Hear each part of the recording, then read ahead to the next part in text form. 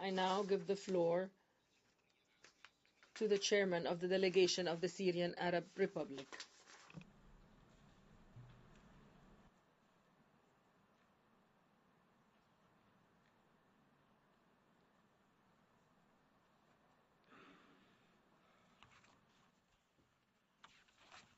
مساء الخير جميعا.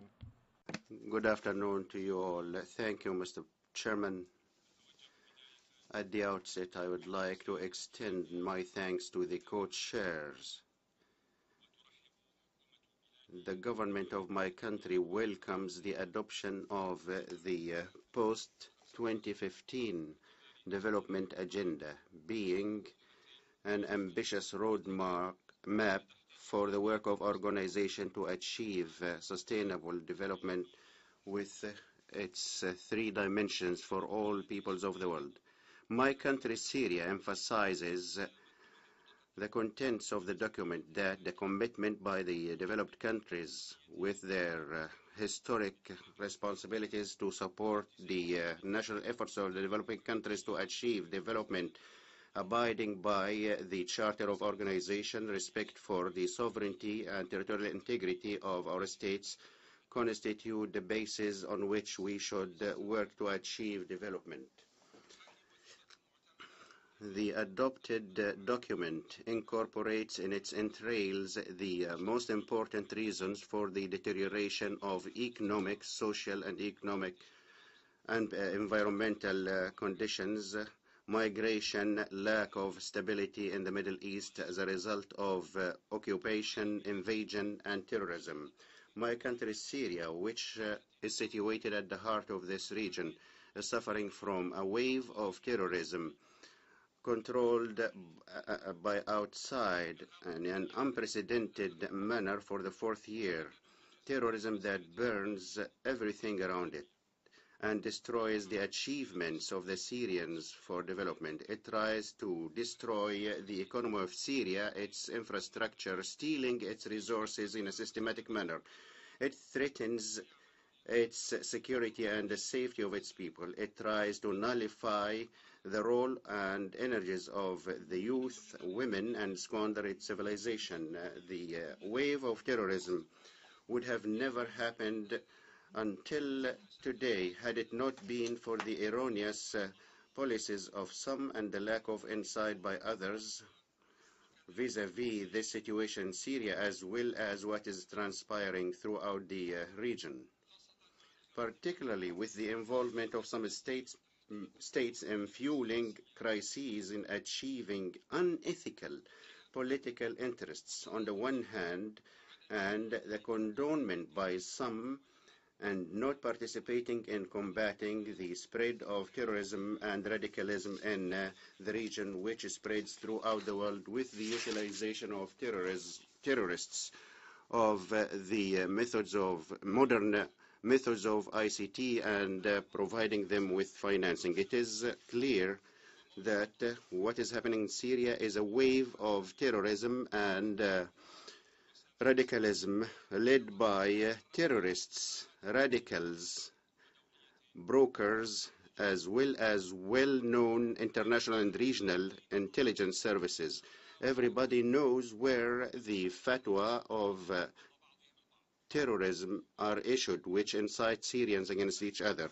Everybody knows who gives weaponry and logistic support as well as monthly salaries to foreign mercenaries. Everybody knows who facilitates the crossing of those mercenaries and terrorists into Syria to hit it and destroy its institutions and to threaten the security and safety of its citizens.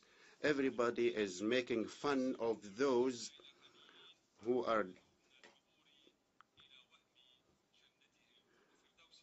give promises of paradise to those who cross the borders.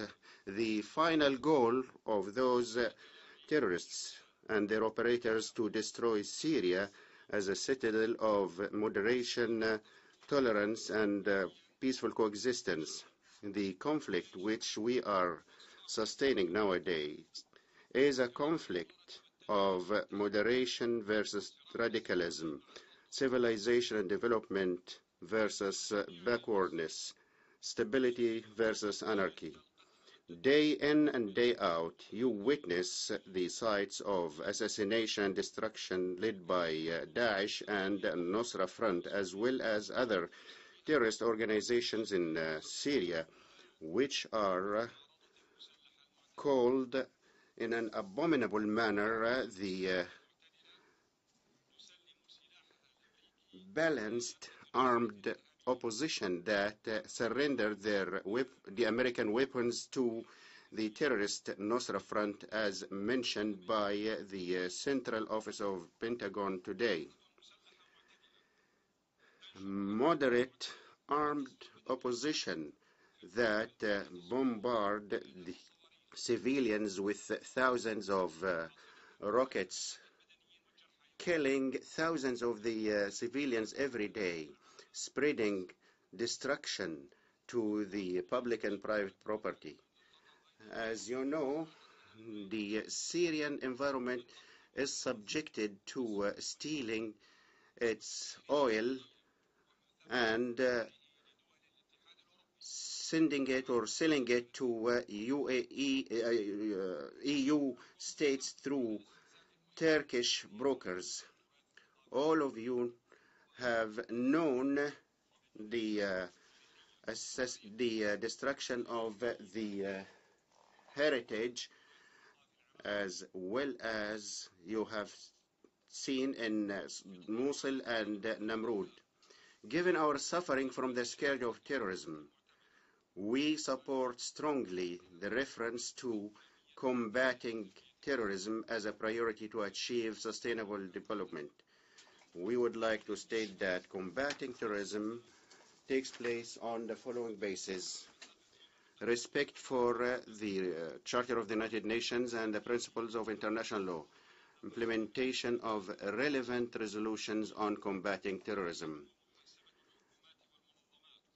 disclosing and holding accountable the governments and organizations helping terrorists.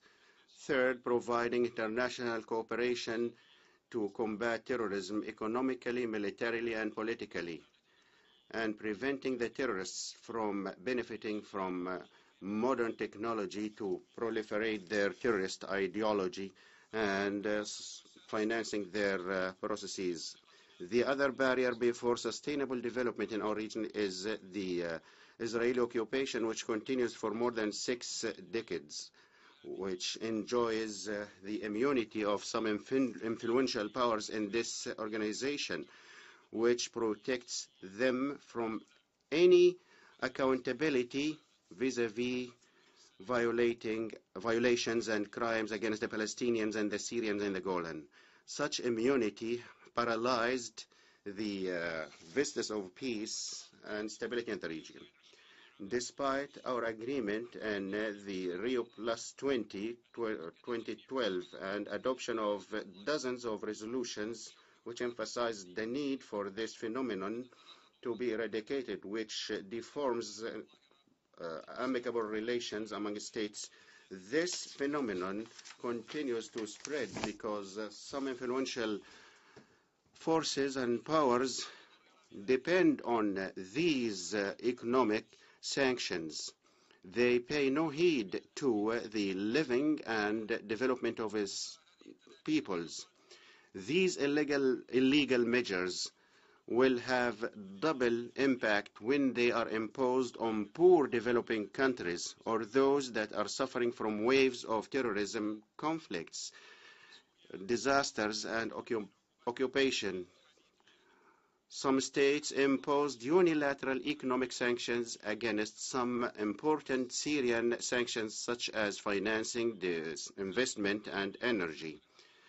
This harmed Syria considerably and led to reduction of development and adversely affected the living and welfare of Syrians, and considerable shortage of our relief and medical materials.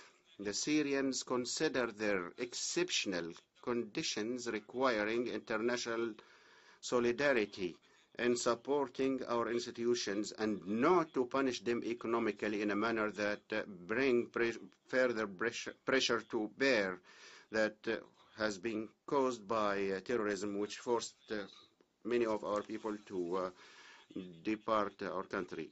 The phenomenon of migration is a result of the erroneous approach adopted by some states and some developing countries. Lack of seriousness in supporting developing countries economically or participation by some states in fueling crises and interfering in the stability of states and the options and choices of their people, and as in my country, or occupation as it happens in Palestine, or invading states as happened in Iraq and Libya, or the imposition of unilateral economic sanctions such as Cuba, Iran, Belarus, the Sudan, Venezuela. All of you witness the results of this approach, unprecedented migration. Addressing the crisis of refugees cannot be solved by collecting money from this rostrum. Rather, those people must cease supporting terrorism and must stop the exportation of those terrorists from all over the world into my country. Thank you, Mr. Chairman.